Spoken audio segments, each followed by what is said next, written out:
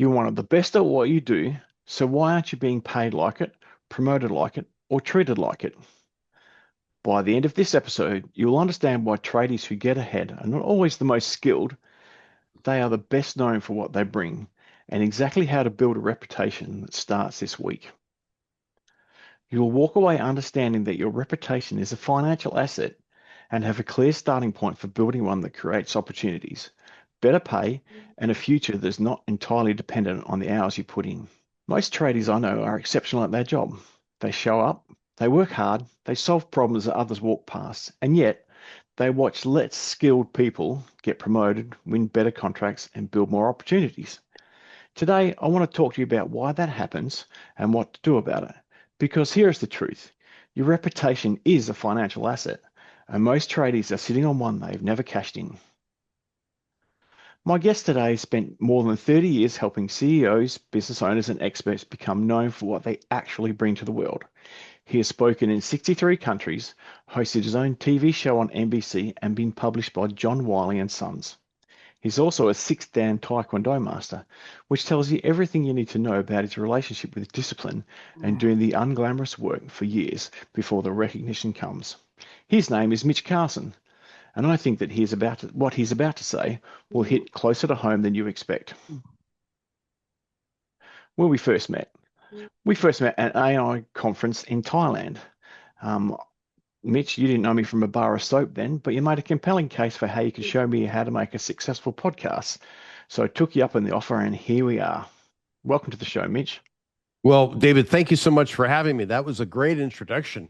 I had to think, who is he talking about for a second? I realized, oh my gosh, well, here I am in the interview with you as the host. This is awesome to see you succeed and to be able to help people that are in your niche.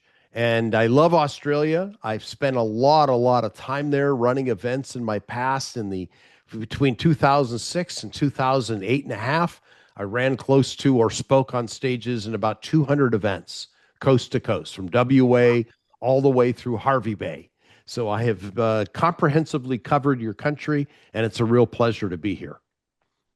That's awesome, Mitch. Before we get into business and reputation, I want to ask you about something. You're a sixth Dan Taekwondo master. For people who do not know what that means, how long does it take and what does it actually require of you? To be a Taekwondo black belt usually takes, and of course they're variable and varies with the school, but I'll generalize 4 to 5 years of practice, 3 to 4 days a week for that entire time to earn your black belt, which is really you've mastered the basics. Now the real learning is when you teach it, because the difference between a first Dan and a second Dan is usually 2 years of a commitment, still keeping the same cadence, the same amount of time with the art. Most black belts quit after reaching that. Not necessarily quit. They've ticked that box. They've completed a task, and that's fine. Not everybody goes on to the next level. I would liken it to not everyone goes and gets their bachelor's degree and then goes on and gets a master's, because that's what it is. I would have the equivalent of a PhD in Taekwondo because I took it to the next level and it was part of my life. It's not as much today because I'm a bit older and a bit injured, so I don't practice, but it's in my heart and in my soul, in my DNA, because that's who I am. It's not something I only did for 5 years. It's been my lifetime. And I had a school at one time teaching it and still impart those teachings in what I do today in the business environment, because discipline, focus, and commitment matter. Yeah. Commitment, focus, and knowing the end in mind matter, because in order to get there, you got to put in the hard work. There is no easy street. You cut corners, it'll show.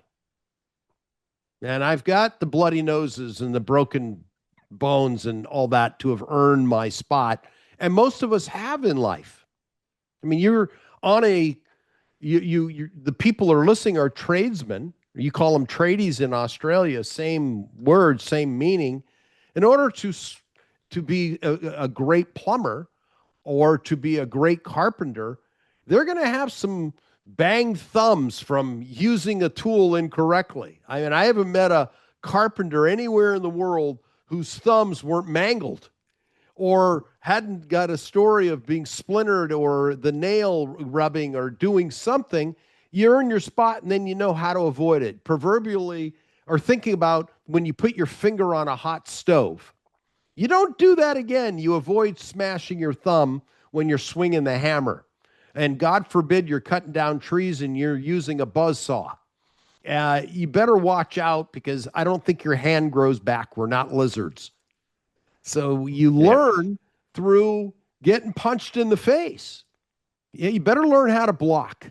You better learn how to avoid some of those mistakes, and that comes through discipline and experience. There is no replacement for experience in anything we do. As a tradesperson, as a taekwondo practitioner, as a plumb, whatever it is, you've got to put in the work. There's work involved. You've put in work in life. That's why you got gray in your beard. That isn't something that comes out of the womb. That took a while to get that. So I think I'm old school in that regard. Got to put in the work. Absolutely. That's great. It's something I want to come back to because I think discipline and doing the unglamorous work for years before anyone notices is exactly what we're going to talk about today. Was there a moment early in your career when you realized that hard work and results alone were not going to be enough, that you also had to make sure the right people knew what you brought? What happened? You can put in the hard work. Let me restate what I just claimed, and I'm going to add a little more color, or I'm going to put a top on it. The hard work with focus and looking at results from other mirroring or looking at the results that others have, you can do a lot of things. You'll learn through experience and get better. But why not look at a model?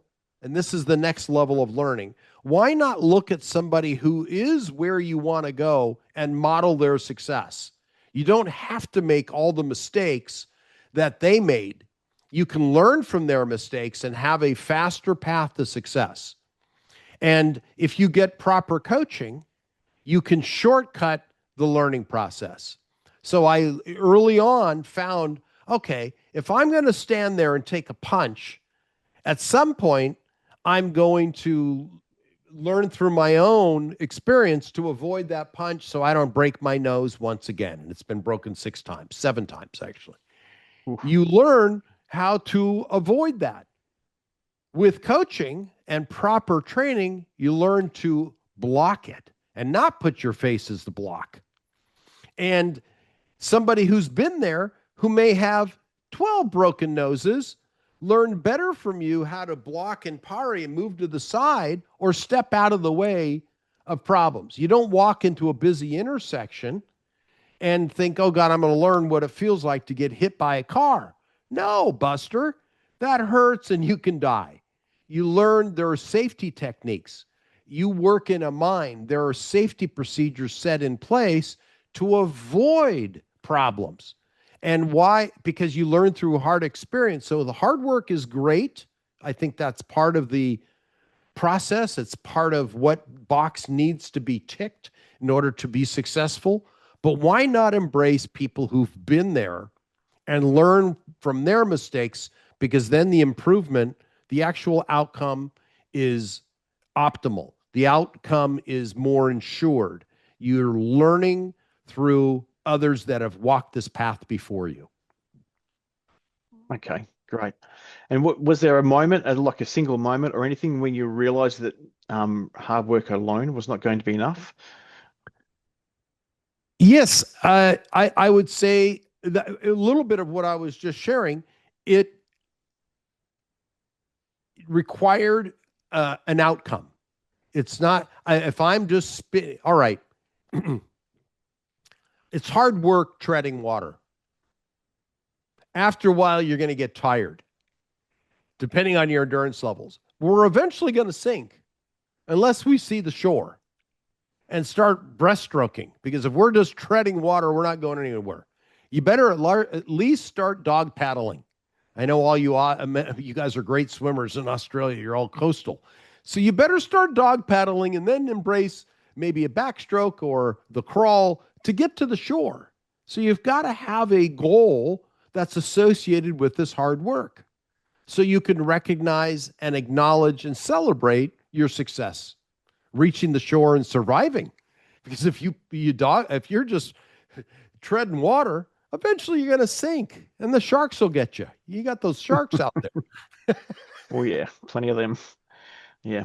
Okay, Mitch, most traders have been told their whole lives, keep your head down to do good work and the rewards will follow. Why isn't that enough? Because if they're doing what everybody else does, they're going to get what everybody else has gotten. Wow. Yes. And if you are part of the herd, you're just going to be a herd animal. If you want to be the alpha, step out of what everybody else is doing, and you'll notice the leaders. They find distinctions in the market. Do something extra. Do something extra. There's extraordinary. The word is extraordinary, but if you break it into two parts, extraordinary. So if everyone is ordinary, which you described, what is it that you can do extra to truly become extraordinary? Why Wow. did you marry your spouse? Because she did something beyond. You married Mabel because Mary only held your hand. Mabel scratched your back as well.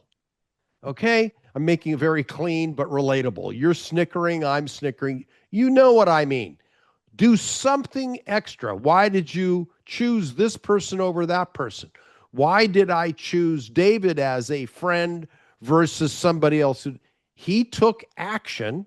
You took action to become a podcast host to help your audience. You did something extra. The ordinary is watching TV and scratching, watching Netflix. All right? Yeah. I scratch and watch Netflix, but I'm not going to demonstrate. But you are doing something extraordinary. Netflix is the ordinary. Extra happens to be, oh, I'm podcasting and preparing for this in a professional manner. Do something that is different and better. That's excellent advice. I've heard it only takes 10 to 15% extra to stand out from the crowd.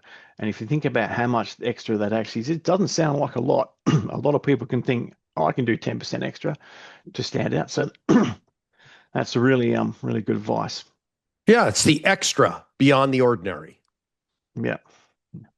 Okay. What separates the tradies and workers who consistently get the best opportunities for ones who are equally skilled but stuck in the same position year after year?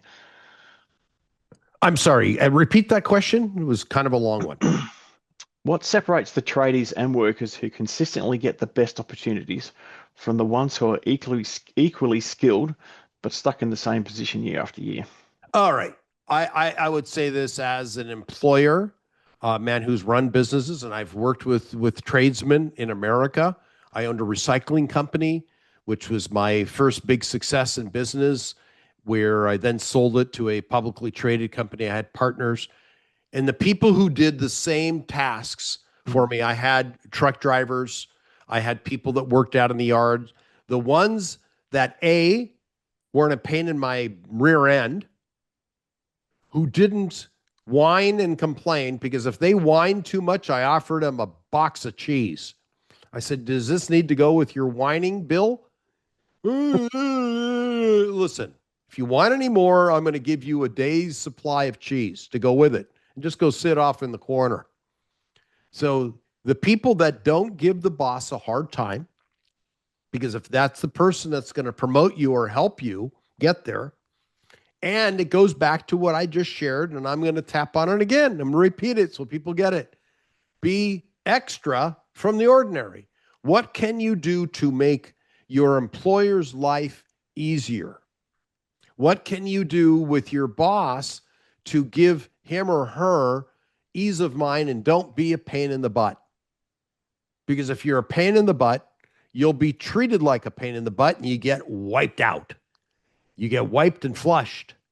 So don't, yeah. And It's a positive mindset. We've heard that, and do things that take away people's pain.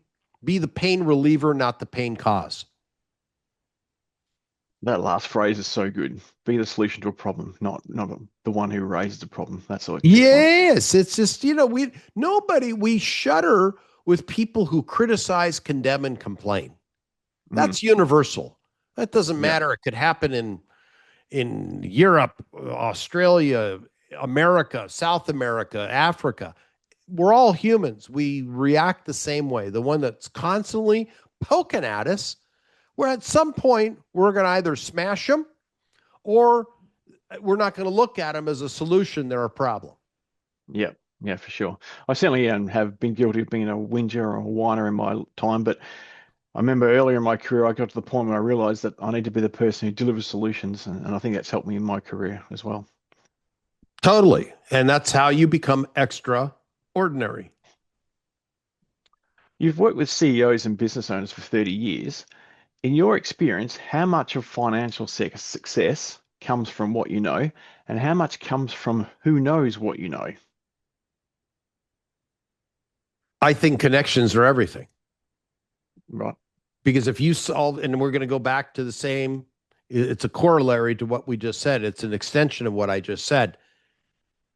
Positivity and being a solution source for people, making their life easier will open doors forever. If you are known as the go-to solution, the people say the go-to expert, the go-to solution, whatever your field is, because if they're relying on you and you are the go-to solution, you show up on time, you are reliable, you're positive, and you don't whinge and complain, you're going to make more money than the person who does. Full stop. That's how important it is. Be the solution, be positive, be the one that they think of first, be top of mind, and you'll rake in the dough. I've certainly seen that when dealing with supervisors. I work as a maintenance planner, so I organise the work that's to be distributed to the blue collar workers. And when talking through the work list with the supervisors, they go, "We'll give that to Brian. We'll give that to Bill. Yeah, we'll give that one to yeah." They know Exactly. straight away who they want to give the important task to. Yeah. Well, and it's making their life easier because Yep. you're predictable, you're reliable, and you don't whinge. Who's going to get the tasks? The ones that make the supervisor's life easier. Yep. Who's for a person in purchasing, the ones they buy, the vendors that they work with are the ones that give them fast responses, fast quotes, fast service, delivery, timely, reliable, taking their pain away from Yep. non-delivery. So true. Yep. And yes, I often have request quotes from vendors, and the one that gets back to me first, I go with that one because it's just so much easier for my life. So It takes your for pain sure. away. Yeah, Yeah. you've got one less task to complete. Yep. Yep. And price does matter, but it may not, it'll matter less when convenience is answered. Results matter. Price is Yes. important, but results matter. Yeah. Yeah, for sure. Okay. How does a tradie's reputation translate directly into money? Better pay, better contracts, more opportunities. I would say all of the above. It's if a tradesperson, now I think it would be depending on the vertical. If it was a carpenter, and is there for example, I would imagine in the mines, somebody that works. Give me an example of one of the biggest verticals. Is it a drilling person? Is it the plumber? Is it which one is one of the biggest vertical trades categories? So yeah, probably your mechanical fitters, or we call them fitters, which is just an industrial mechanic. They're looking after trucks, diggers, drills, conveyors, All right, crushers, blah blah let's blah. You let's know what I talk mean? about that one because Yep. I don't think it'll vary based on any of the other niches because I know that there are different specialties in the mines. But let's pick on that one. The fitters. Yep. Is Yep. there a fitting supervisor that oversees all the Yes. fitters? How does Yeah. one Usually. become a fitting supervisor or one that delegates and assigns people tasks based on their scheduling? It's probably, I don't think it's any different in my country or any other The person that's at the top, let's just call him Bill, all right, earned that spot because he was very good at his job. He was predictable, reliable, and he showed up. And tardiness matters, absenteeism matters. And I think it goes with a vendor because if you are the big boss of the mine, you're the general manager of the mine, the person you want as the fitting specialist supervisor is the guy that you can rely on to get it done in a timely manner. He doesn't want to hear the stories of, hey, Jim didn't show up. Jim showed up drunk. Steve couldn't make it because he got in a fight and he's in the jail right now. He doesn't want to hear all that. I mean, these are scenarios that happen Yeah, yeah. with Yep. people. These are real life Yep. scenarios. And Yep. it's not just happened in America or in Australia. It happens even in New Zealand. Okay. Yeah, yeah. Happens. And he doesn't want to hear that. The general manager doesn't want to hear, did you complete the task? Yes or no? All the rest is just stories. There are either two things in life, David, reasons and results. Excuses fall into the reasons category. Okay, you can look. Now, an act of God may be an exception. Was there an earthquake? Was there a tsunami that came in? I mean, all these things matter, and that's way outside of our COVID. We were Yeah. not. The power elite knew about it. The rest of us didn't. So that was an act of God, so to speak. But things that fall into that category, those are exceptions, and they rarely matter. They're rarely relevant. The rest, which is let's say the 90%, 95%, is all based on human stories and human flaws. And the less you use that or show your negative sides, the better off you're going to be. If you show up drunk to work and you get canned, whose fault is that? It's not your boss. It's you, Buster. Hmm. Hmm. Show up, Yeah, be yeah. responsible. You've earned where Yep. you are in life most of the time. Now, unfortunate circumstances surface, things happen. We all have our victim stories, but do you hold on to it or do you move forward? Hmm. I've had the privilege of being in some of those meetings where the supervisors had to explain themselves to the manager and the superintendent above them, and no reasons matter, no excuses matter. It's just, what did you do to overcome the problem? You've got to overcome the problems Bingo. every single day, and they never go away. Every single day they're there, and it was almost the job of being a supervisor is overcoming the problems as well as actually supervising the people that are in your team. So, yeah, Do you make my life easier? The yep, GM only cares about one thing. Do you save me grief? yep. Do Are you the bring me tons grief? going on the train? Yeah. Do you bring me grief or do you get rid of my grief? I don't want to Mhm. hear it. And you solve it. That's why you're paid the supervisor salary. You get an override or you're making more money than Bill who's doing the fitting.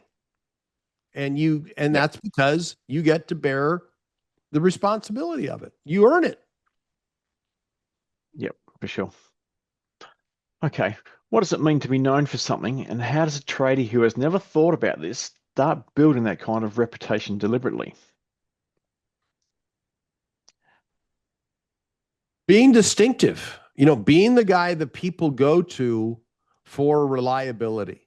I think it's the strong, you're predictable, you're safe to allocate a task to, you have a smile versus a scour.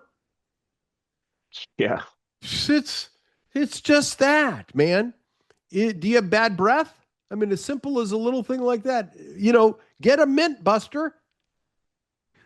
Put a mint in your mouth. wow. Yeah, it comes down to we're just human beings. Now, if you're working in the hot sun or working and it's hot and you got a little body odor going on, all right, acceptable. We're all men here and things happen. Sure. But is your breath stinky?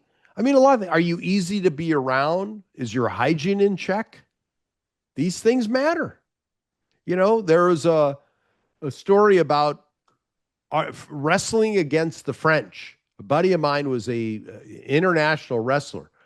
Many of the Americans dreaded wrestling the French because they would use that as a weapon against their opponents. They would purposely not shower, and they wouldn't Wow. use body odor, or you wouldn't use any roll on to get the stench out of their armpits because it was a weapon. Can you imagine getting into a headlock and having that in your face? You know, it's a weapon. That's So get terrible, rid of man. the well, it's horrible, but it's real life. Get rid of the weapon, man. Don't Wow. gas people with your breath and your body odor. Some of these things, may sound funny, but there's truth to be told here. Yeah. Great. That is good. Oh, now the French are coming after me. Hey, I didn't say I had that experience. My friend talked about it. Okay. What mistakes do hardworking people do that keep them invisible, even when they are genuinely excellent at what they do? So we talked about doing extra and well, doing extra, being extraordinary. Is there things that people do that keep them invisible that they're not aware of? Okay. I would say if they're doing great tasks and they're not being seen for it, whose problem is that? I think you can't rely on someone to recognize all your tasks. I think when it comes around to evaluation time, let's say, do you have evaluations? People Yep. get evaluated. All right. I believe there's a place for people to beat their chest. That's the time to beat your chest. Hey, my track record is I was as productive, and here are my numbers. I showed up on time for the last, I don't know how often they do evaluations. Is it annual, quarterly? Yeah. Annual. Okay, annual evaluation. I showed up every day on time during this year, or I only was late 2 times because of such and such. Don't focus on the reasons, focus on the outcomes. And and I deserve a pay raise, or I would like to have, I don't know all the questions that go into evaluating, but I don't think it's going to be too far off from my experience. Is let's talk about what you've done over the last year. Your attendance record. Have you been a pain in the ass or have you been a solution? It's one or the other. Are you negative or positive? Do you scowl or do you smile? And being distinctive or being invisible can be a good thing if you're not a problem, but then you have to boast when appropriate. If you're going in for your annual evaluation, what's your attendance record, punctuality record? What's your productivity record? If any of those numbers are available to reveal them or remind your manager or your supervisor, here's what I've done, because they may control the strings to you as a puppet for your success. Do you finally break those strings and become a supervisor? Because people retire, they may get Yep. promoted and move on. Be the next in line by showing your numbers from your competitor, your coworker. You may look at it as a competitor because if he's vying for the supervisor position and so are you, how do your numbers compare? How does your attitude compare? How does your scowling and negativity compare to his? Because who wants to work for a scowling person? Nobody. Yep. Yep. That's a great example. As when I was on the tools of the tradie, I held the belief quite strongly that my work should speak for itself. I shouldn't have to promote myself. Yeah. And then when I got to the next level, I realized that that wasn't true. I not only had to do a good job, but I had to tell people constantly what a good job I was doing. And there was an example just about a year or so ago when we got some water carts on the site. They go around and put water on the roads to keep the dust down. Right. And two of them needed the hydraulic tanks replacing because they're always making the roads wet and muddy. The mud flicks off the wheels and gets on the hydraulic tank and they corrode and they just need to be replaced. And two came due at around about the same time. And someone purchased the hydraulic tank from the OEM, the manufacturer, Mhm. and it came and it wasn't complete. It needed to be painted, it needed to be assembled, and essentially it had to go away off site for another 4 weeks to be made ready so we could install it.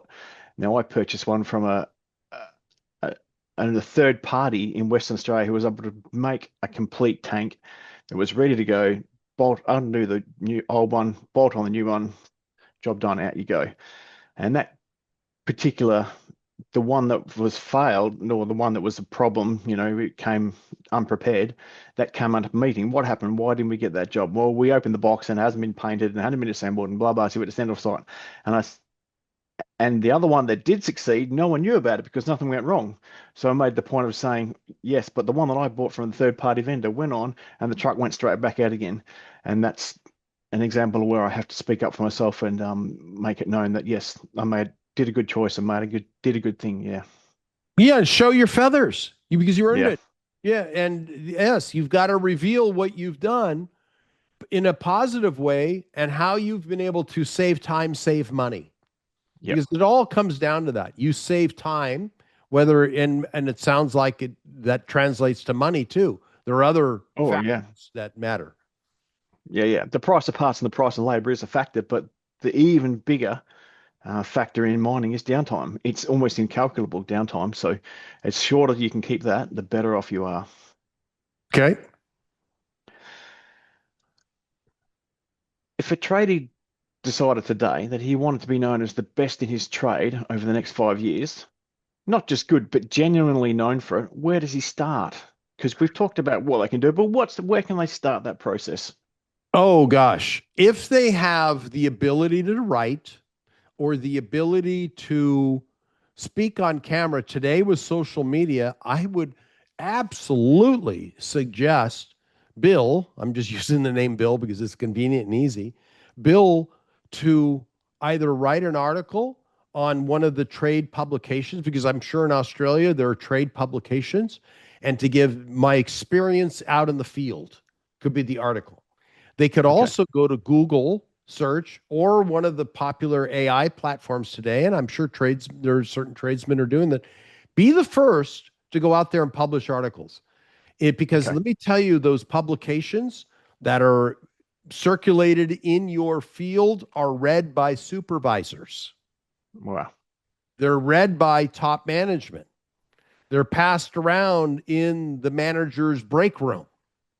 And if your article is in there that you wrote, hey, Bill from the field telling you the real story, what's going on in the mines, and they see that, you're going to be in front of them. And who are they likely to promote? The one that has stood out or the guy that's whinging and sitting in the corner smoking a cigarette, scratching his bum?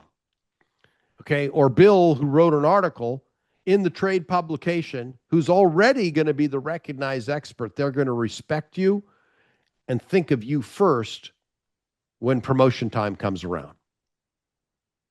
That's good advice. Another great practical way I've found is just starting out is if you're on LinkedIn, you can actually write newsletters and articles on LinkedIn, For and free. that carries a lot of weight. Yeah, and then build from there. I will just say that a lot of companies that you work for, they have a social media policy, so just be aware of that and make sure you don't post anything that you're not that can get you into trouble, especially like photographs and things like that. So, but it's certainly possible to write about your experiences and leave out certain details that might get you into trouble. Okay. So you've mentioned reading more than 100 books a year. Traders are probably not going to do 100 books in a year, but what do you think is the minimum a trader needs to invest in learning to start creating opportunities beyond their current role? I would say if they could read a book every 3 months, let's start out with something that's totally achievable. If you could cut out 1 hour a week to read, 1 hour a week, instead of watching Netflix and the latest series, sit down and consume a chapter or two a week. That is achievable and totally doable for anyone. That's simple. You don't have to be Yep. as aggressive as I am reading books, but I'm in the space. I write books for people. I'm a writer by Right. trade. Yes, I've ghost written 60 books. Wow. And Okay. I continue. I'm writing 2 books right now, helping another guy through the process. So it's part of my life. So I'm a lover of words. But to consume this information will also give you the ability to separate yourself from others because knowledge is power. Know-how is power. Reading the publications and talking about it with your supervisor, and hey, I just read this great book. Whatever the category is, whatever you're passionate about, it can be fiction, nonfiction, poetry. Keep your mind expanding. If you get caught in television, you get caught in shows that won't provide any payoff. No, I love Netflix like the next person. I love watching movies as much as the next person. Books, however, separate me from the people who don't read. And Great. one A lot of chapter a people, week. sorry, Yeah, go ahead. An hour a week.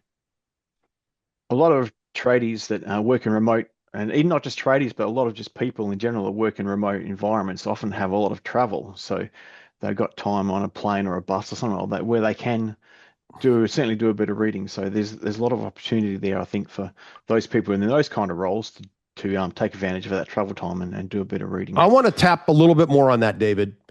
If they're bouncing around, now for me, when I'm in a bus and there's bouncing, or even when I'm in a private car, it's hard for me to read. It is the perfect opportunity to listen to a podcast. Of course. It has And there's the also same value. excellent. There's also audiobooks as well. So if you can't read it because of the motion or whatever, there's certainly an opportunity to listen to a book. That's as what well, I an was getting. audiobook. Yeah, absolutely. Because of the motion, it's hard for me to read when the motion is there. Yep. That's where Yep. audiobooks come into play, or listen to podcasts come into play. And all the abounds, it doesn't matter. People listen while they're at the gym, on the treadmill, walking. There's your time to consume information and use your time wisely, and to grow your career and expand your consciousness. Yes. Well, thank you, Mitch. Here's what I want you to take away from today, listeners. You already bring something valuable. You already have a reputation. The question is whether it's working for you or just sitting there. The tradies who build real wealth are not always the most skilled. They are the ones who make sure the right people know what they bring. That starts with one thing. Decide what you want to be known for. Pick one thing. Be the safest person on site, or be the most reliable person on site, or be the one who always has a solution. Then be that thing consistently and visibly until reputation builds itself. That is how hard work finally starts to pay what it is worth. Where can people go to find out more about you, Mitch? They Do you can have go a to podcast? MitchCarson.com. My podcast is called The Amazing Authorities Podcast. And you just might listen to an expert named David Kennington and my interview with David on my podcast called The Amazing Authorities Podcast. And you'll find me on iTunes. You'll find me on Spotify. You'll find me in the Amazon directory, all over YouTube. So yes, please come and give me a listen, make a comment, and listen to the interview that I did with David Kennington. Thank you. And your books, Mitch, if they're ghostwritten, you won't be the author. How can they find any books that you have? I've written The Silent Salesman. That was my first published book with John Wiley and Son years ago. I'm actually in the process of writing a 7-book series over the next 2.5 years, all in the genre of authority building through podcasting and other media platforms, incorporating AI into the mix. I mean, that's a big project. That's a pet project of mine, which will be revealing over the next 2.5 years. And I'm going to feature in my first book a lot of my students of podcasting, of course. And David, you will be included in that book that's coming up. We'll be able to showcase your podcast a little bit. That was a private reveal that just got revealed publicly. Sounds like a book series to look forward to. Yes, you'll be in it. All right. Thanks again for your time today, Mitch. Appreciate you being on the podcast. That was the podcast from Pay to Work for Tradies with David Kennington. More information at tradiesearn.com. That's tradiesearn.com.